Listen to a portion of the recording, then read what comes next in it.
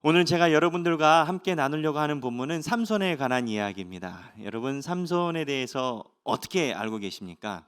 저는 삼손하면 딱 떠오르는 이미지가 있습니다. 아, 힘센 뽀빠이 아저씨가 아닌 삼손. 힘으로 하면 삼손.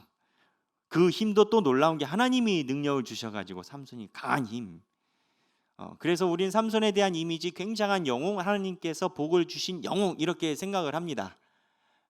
그리고 조금 더 아시는 분들은 삼손 생각하면 드릴라, 여자가 옆에서 유혹을 해가지고 하나님의 능력을 잃어버렸는데 하나님이 삼손의 기도를 간절히 들으시고 다시 힘을 주신 삼손, 이렇게 생각을 하고 있습니다. 제가 미국에서 공부할 때 미국 사람이 그린 재밌는 만화를 봤어요. 그 만화의 삼손에 대해서 어떻게 이렇게 샷이 이렇게 넘어갔냐면, 첫 번째는 삼손이 이러고 있다가 여자 때문에 이제 머리가 잘리고 노예가 되고 눈 빠지고 고통하다가 하나님께 기도를 했어요. 하나님, 힘나게 해주세요. 그랬더니 하나님이 사람을 보내가지고 딱 뭐를 건네주게 했어요. 사람한테. 그게 뭐냐? 발모제. 그 발모제 발라가지고 머리 나서 이렇게 무너뜨렸다, 이런 식으로 미국 사람들이 삼손 이야기를 해놨더라고요. 뭐 발모제 광고도 아닌데 뭐 하여튼 하여튼 미국 사람들은 그렇게 만화를 그려놨더라고요. 제가 이 이야기를 하는 이유는 있습니다. 이 이야기를 왜 하냐면, 우리가 실상 삼손에 대해서 많은 것을 안다고 생각을 하지만 많이 모릅니다. 삼손만큼 모릅니다. 왜냐하면 삼손은 이미지가 확고하기 때문입니다. 그리고 성경을요, 한 번, 10번, 20번, 100번을 읽어도요, 우리는 우리 눈에 익숙한 글귀가 들어오게 돼 있습니다. 우리가 주의 깊게 성경을 읽지 않아서가 아니라, 사람은 누구나 똑같은 길을 100번을 가도요, 자기 밟는 길을 100번을 가도 자기 길 주변에 있는 변화가 어떻게 됐는지 인식하지 못합니다. 인간의 본능이 그렇답니다. 과학자들이 이야기하기에 인간은 익숙한 데에만 가고 변화도를 잘 모른답니다. 그 뭐 한 예가 그거 아니겠습니까? 남편분들이 아내분 머리하고 와도 알아보지도 못하고, 그러다가 또 되게 그냥 혼나고, 또 아내가 뭐 바뀌어도 알아보지도 못하고, 옷을 사도 알아보지 못하고. 그래서 우리가 삼손에 대해서 알고 있는 인식이 사실은 성경에 기록되어 있지만 성경을 뜨문뜨문 이해하고 있는 게 있다라고 저는 봅니다. 그래서 오늘 삼손에 대한 이야기를 여러분들과 같이 살펴보려고 하는데, 여러분은 삼손을 영웅으로 보십니까? 아니면 어떻게 보십니까? 저는 결론부터 이야기를 하면, 삼손의 이야기는 삼손이 영웅이라는 것을 이야기하지 않습니다. 저는 삼손의 이야기의 주인공은 삼손이 아니라고 생각을 합니다. 왜 그러느냐? 삼손의 이야기를 살펴보면, 성경의 흐름대로 읽어보면 초반부터 삼손에 대해서 고개를 갸우뚱하는 일이 계속 생깁니다. 삼손의 이야기는요, 크게 두 파트로 구성이 되어 있어요. 이 두 파트의 구성의 중요한 포인트가 누구냐?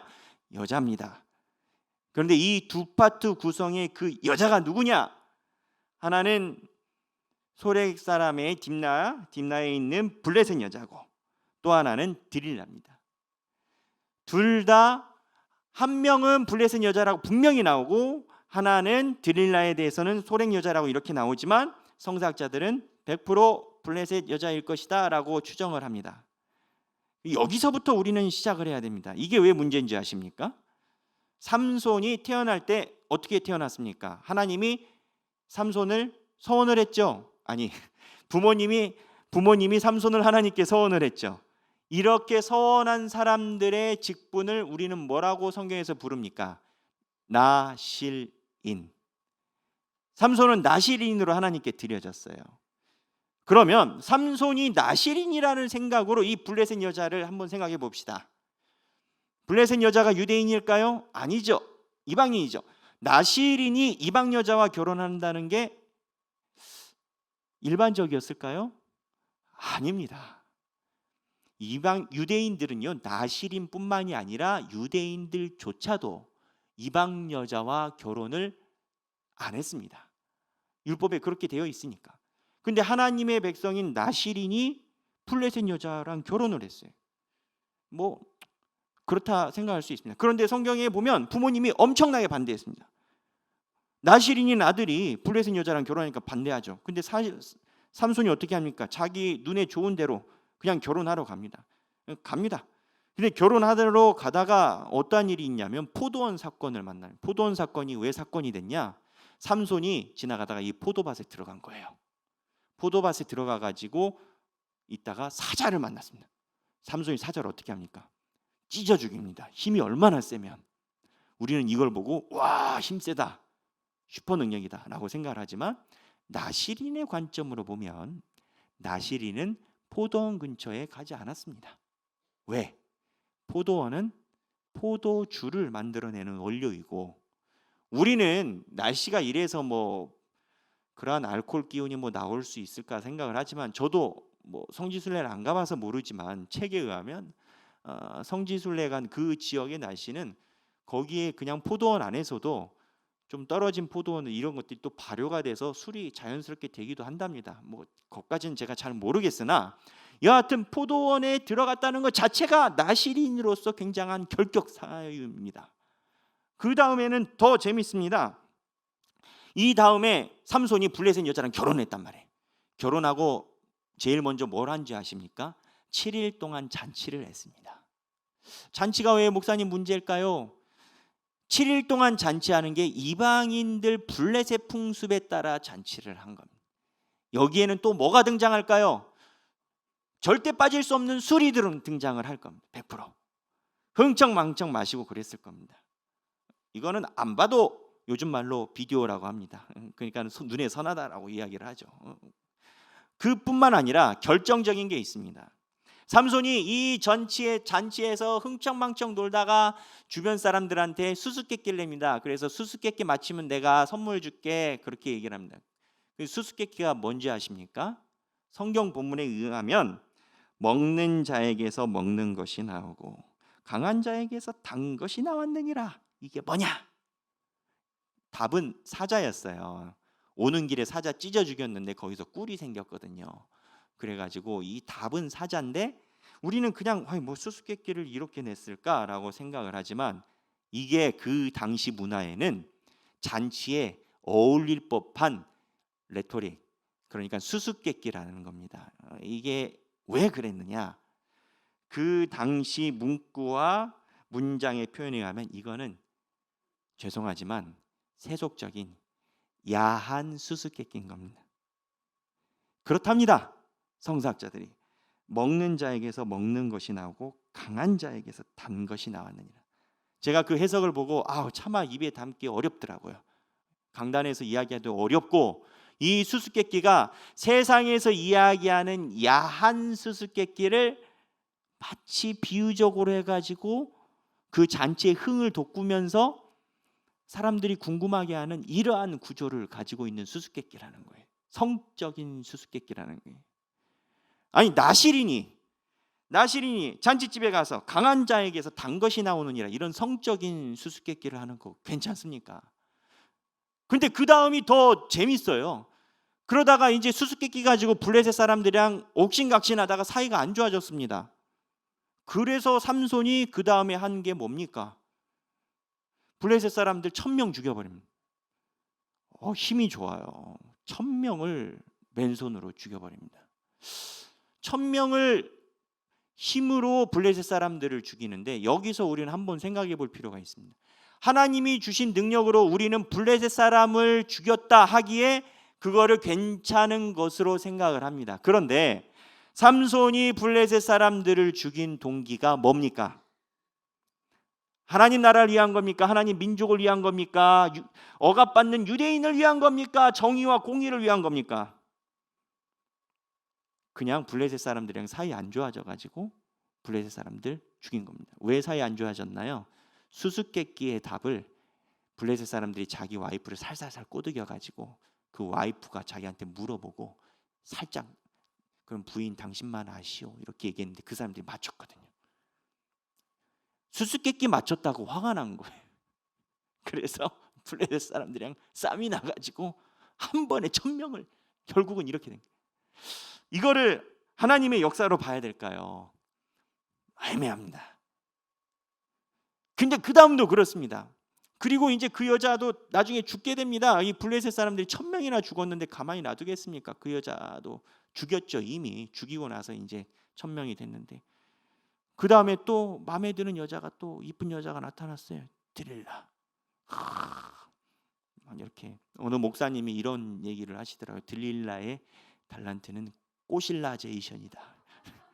그게 뭔지 모르겠는데 하여튼 꼬실라제이션을 막 이렇게 들릴라가 했다는 거예요. 그래서 1, 2, 3, 4 해가지고 머리하고 벗겨졌잖아요. 벗겨지고 난 다음에 이제 하나님이 힘 주셔서 머리 나가지고 무너뜨렸잖아요. 삼손이 이때 처음 기도합니다. 하나님한테 죽기 전에. 근데 기도의 내용도요, 전라도 말로 좀 거시기해요. 기도의 내용을 한번 살펴보겠습니다. 오늘 본문인데 기도의 내용에 보면 자막 띄워주시면 좋겠습니다. 오늘 16장 28절에 보면 기도에 주 여호와여 구하옵나니, 삼손이 여호와께 부르짖어 이르되 주 여호와여 구하옵나니 나를 생각하옵소서. 하나님이여 구하옵나니 이번만 나를 강하게 하사 나의 두 눈을 뺀 블레셋 사람에게 원수를 단번에 갚게 하옵소서 하고. 자, 여기 문장만 그대로 성경 살펴보겠습니다. 블레셋 사람들을 죽인 원인은 뭡니까? 두 눈을 뺀. 아니, 여기서 하나님의 영광과 민족과 구원을 위한 기도는 어디 있답니까? 하나님이 이 얘기를 듣고 머리카락 낳게 해주신 게 은혜인 거죠. 아니, 끝까지 사사가, 사실 솔직히 저는 삼손 이야기를 읽으면서 그 생각했습니다. 내가 삼손 같았으면, 저뿐만 아니라 여기 계신 분들도 차라리 군대를 일으켜서 이스라엘 백성들을 조직하고 정비를 해서 블레셋을 무찌르고 다윗처럼 충분히 하고도 남았겠다. 혼자 사람을 1000명을 죽일 수 있는 완력이면 어느 전장터 가서 지겠습니까? 또 그 사람 믿고 뒤에서 쭉 따라오면 되는 건데. 근데 삼손은 죽는 그 순간까지 나의 두 눈을 뺀 블레셋 사람에게 원수를 단번에 갚게 하옵소서. 무엇을 느끼십니까, 여러분? 저는 이 삼손 스토리를 읽을 때 사실 삼손 스토리 별로 좋아하지 않습니다. 좋아하지 않는데 묵상을 하다가 여러분들과 나누려고 하나님께서 주신 마음이 있어서 가지고 왔는데, 삼손은요, 하나님의 힘으로 자기 맘대로 사는 사람입니다. 하나님이 주신 달란트로 자기 소견에 오른 대로, 또 때로는 내 마음 불편하게 하는 사람들을 가서 혼내는 사람이었다. 삼손의 상태가 그래. 이거에 대해서 뭐 백영기 목사님 왜 이렇게 삼손을 싫어하시나 할 수 있겠지만 구약 성사학자들이 이렇게 많이 봅니다. 그리고 삼손도 희한한데 사실 이스라엘 백성도 삼손 이야기를 읽어보면 더 재밌어요. 이스라엘 백성은 중간에 어땠는지 아십니까? 블레셋 사람들이 삼손 잡으러 오니까 이스라엘 백성들이 사람들이 모여서 군대를 조직했죠. 그 군대로 뭘 했는지 아십니까? 삼손 잡아서 블레셋 사람한테 줬어요. 삼손이 자기 백성들이 이야기를 하니까 못 이기는 척 갔단 말이에요. 거기 잡혀가가지고 거기서 끊고 1000명 죽인 거예요, 혼자. 유대인들이 모여가지고 굉장히 많은 숫자가 모여서 같이 있는데, 아니 이스라엘에, 우리 표현은 뭐 대한민국에 이런 사람 어디 있냐라고 하지만 이스라엘 역사에 하나님이 보내주신 사사를 손수 잡아서 적군 민족에게 넘겨주는 역사가 도대체 여기 어디 있답니까? 이스라엘 백성들이 아무리 모세와 티격태격했어도 언제 이스라엘 백성이 모세를 잡아서 바울 앞에 갖다 줬답니까? 이스라엘도 그래요. 볼수록 깜깜한 거예요. 삼손도 그러죠. 이스라엘 백성도 그러죠. 그래서 삼손 본문을 읽을 때마다 희망을 어디에서 찾아야 되나 그 생각합니다. 하나님이 힘 주신 거? 머리 빨리 난 거? 힘 좋아가지고 사람들 많이 죽인 거? 여러분들은 삼손 이야기를 저한테서 들을 때 어떻게 삼손 이야기를 보십니까? 하나님께서 삼손 이야기를 이 성경에 남기신 이유는 저는 분명히 있다라고 생각합니다. 삼손이 세상적인 눈으로 보면 성공한 사람일 수도 있겠다는 생각이 들어요. 힘이 있어서 어쨌든 블레셋 사람들을 죽였으니까. 근데 희한한 건 뭐냐면요, 삼손의 이야기에서는요, 삼손에 대한 긍정적인 기록이 없어요. 기념비적인 역사도 없고. 다윗은 골리앗을 향해서 돌판매질을 해가지고 골리앗을 죽인 게 역사적으로 기념비적으로 남아 있는데, 삼손의 이야기는요, 몇천 명을 혼자 호롤단신 해치웠는데 성경에서 삼손을 다윗이 골리앗 무찌른 것처럼 후대가 보지도 않아요. 이 이야기는 도대체 하나님이 왜 쓰셨을까? 그렇게 묵상을 하다가 저는 그 생각을 했습니다. 하나님이 세상이 참 어지럽고 때로는 하나님의 사람도 하나님 사람처럼 살지 않고 하나님의 백성도 하나님이 필요 없고, 이 삼손 이야기는 또 재밌는 게요, 이스라엘 백성들이 하나님을 향해서 블레셋 통치가 너무 어렵다고 울부짖지도 않아요. 사사기 맥락에서 울부짖지 않는 본문이 여기서부터 시작합니다. 하나님이신지 궁금해요, 이들에게. 그러나 이 삼손 이야기는 하나님이 하나님의 주권으로, 하나님의 강한 힘으로 하나님의 백성도 하나님을 모르고 자기 마음대로 살고 이방인 사람들에 대해서 사는 것에 대한 불편함도 느끼지 않는 이러한 시대에 하나님은 그냥 하나님이라 하신 겁니다. 삼손 이야기는 저는 주인공이 삼손이 아니라 하나님이라고 생각합니다. 세상이 어지럽고 힘들고 사람들이 소견에 오른 대로 살고 무조건 승리하고 힘있고 잘되고 블레셋 사람들이랑 가깝고 하면은 하나님조차도 필요 없고 하나님께 기도도 하지 않는 사회에서 하나님의 능력을 주신 게 분명하고 달란트가 분명한데 내가 하면은 좋고 남이 하면 좋지 않고 소견에 오른 대로 살아가는 이 사사기의 이야기에서 제가 볼 수 있는 것은, 그럼에도 불구하고 하나님이 살아계셔서 하나님이 하나님의 백성을 챙기시고 하나님이 하나님의 길을 그냥 가셨다라는 본문으로 저는 읽습니다. 그래서 사사기 끝까지 여기서부터는 계속 슬픈 이야기만 나옵니다. 사사기를 설교를 한다는 것 자체가 목회자에게 드문 일이 아닙니다. 저는 몰랐습니다. 그렇게 써놔 있더라고요. 사사기 설교하는 목회자가 드물다고. 왜요? 볼수록 심란하거든. 근데 이게 저는 저에게 복음입니다. 복음으로 와닿았습니다. 여러분, 코로나가 와서 사람들이 교회를 어떻게 봅니까? 사람들은 교회가 필요 없어요. 하나님이 필요 없어요. 그럼 교회는요? 코로나 때문에 교인들의 숫자가 급격히 줄었다고 합니다. 어떠한 분은 저한테 우스갯소리로 얘기를 하시더라고요. 앞으로 목사님들이 살 길이 걱정이라고. 살 길이 걱정이라고. 저는 그 말이 참 불편했어요. 아니, 우리가 사업을 하나? 우리는 하나님의 일을 하지. 우리가 일제시대에 순교는 하지 못할 망정, 하나님의 교회에 있는 사람도 하나님이 필요 없는 사회가 된 게 아닌가. 이게 코로나가 우리에게 보여준 것이 아닌가. 오늘 오후에 지용근 대표가 여러 가지 데이터를 가지고 올 겁니다. 그 데이터를 보면 더 깜짝 놀랍니다. 교회, 코로나 때문에 교회에 못 가게 되니까 사람들이 다 소견에 오른 대로 교인들이 훅 빠집니다. 올 생각도 있는지 없는지도 모르겠습니다. 그래서 목사님이 살 길이 걱정이랍니다. 맞는 말이에요. 근데 거꾸로 이야기를 하면 그들이 교회 나올 때는 무엇을 했을까요? 그들이 교회 나올 때는 무엇을 했을까요? 종교 예식을 했을까요? 신앙을 했을까요? 그러면 그들의 책임이 우리한테 있을까요? 그들에게 있을까요? 누구에게 있을까요? 삼손이 분명히 하나님의 달란트 받았습니다.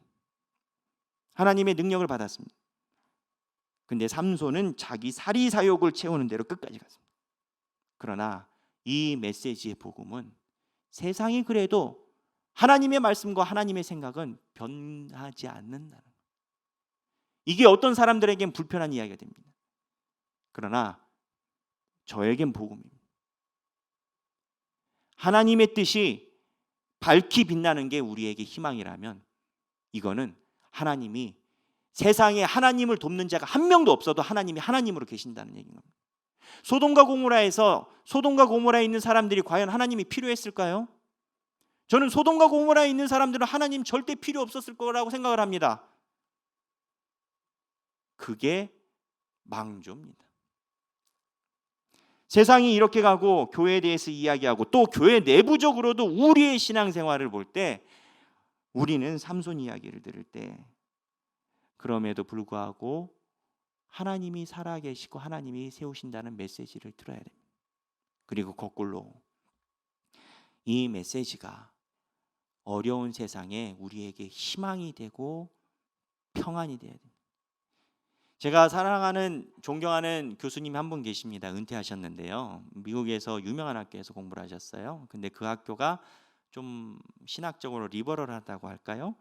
조금 얘기하면 포용력이 높다고 할까요? 그 학교에 유대인 랍비가 있었어요.